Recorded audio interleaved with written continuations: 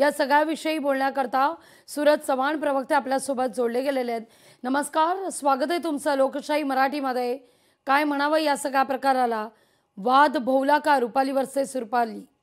असं काही नाहीये। नवीन प्रवक्त्याची नियुक्ती नवीन चेहऱ्याला त्या ठिकाणी संधी देण्यात आलेली आहे। असं वाद वगैरे नाही, कारण ते पक्षाच्या अंतर्गतला विषय आहे, तो अंतर्गत मिटवला जाईल। त्याच्यामुळे कुठेही तो वाद भोवला असं म्हणता येणार नाही, कारण या ठिकाणी नवीन अनेक चेहरे पक्षामध्ये आल्या, त्यांना संधी देऊन त्या ठिकाणी पक्षाची भूमिका मांडण्याची जबाबदारी त्यांच्यावरती देण्यात आलेली आहे। आणि रुपालीताई असतील किंवा मिटकर साहेब असतील, यांच्यासाठी पक्षाने एक वेगळा विचार केला असेल, त्या ठिकाणी वेगळी संधी देण्याचा विचार त्यांच्यामध्ये। आता रुपालीताई ठोंबरेवरती पिंपरी चिंचवड सॉरी पुणे महानगरपालिकेच्या त्या कार्याध्यक्ष आहेत पुण्याच्या, त्याच्यामुळे अनेक निवडणुकीच्या जबाबदाऱ्या त्यांच्यावरती येऊ शकतात। आमचे अनेक पदाधिकारी आहेत, पक्ष त्यांच्याबद्दल नक्कीच चांगला विचार त्या पुढच्या काळात करेल।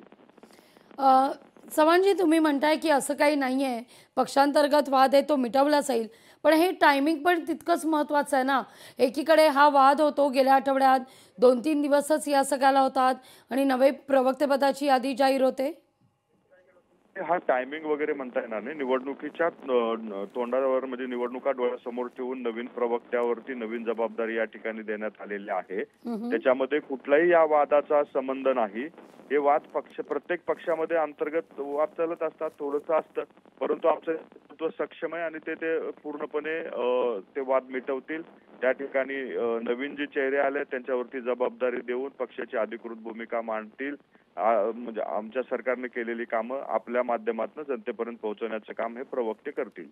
अगदी शेवटचा सवाल, तुम्ही म्हणताय की रुपाली ठोंबरे पाटील यांना मात्र एक मोठी जबाबदारी निवडणुकीच्या दृष्टीनं दिली जाईल, तुम्ही कोर टीम मध्ये आहात, तसे काही संकेत देताय का?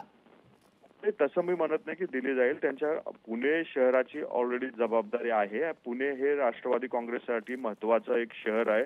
त्या शहरामध्ये अधिक आपले नगरसेवक निवडून येण्यात यावेत, यासाठी त्यांनी अधिक त्या ठिकाणी लक्ष घालावं, अशा पद्धतीचा पक्षाने विचार केला असेल असं माझं मत आहे। परंतु या बाबतीत अधिकृतपणे आमच्या पक्षाचे नेतृत्व आपल्या माध्यमातून असेल। अगदी धन्यवाद आमच्याशी संवाद साधलात त्याबद्दल। या सगळ्यावर आपली नजर कायम असेल। लोकशाही मराठी ऐका, पहा, जागरूक रहा।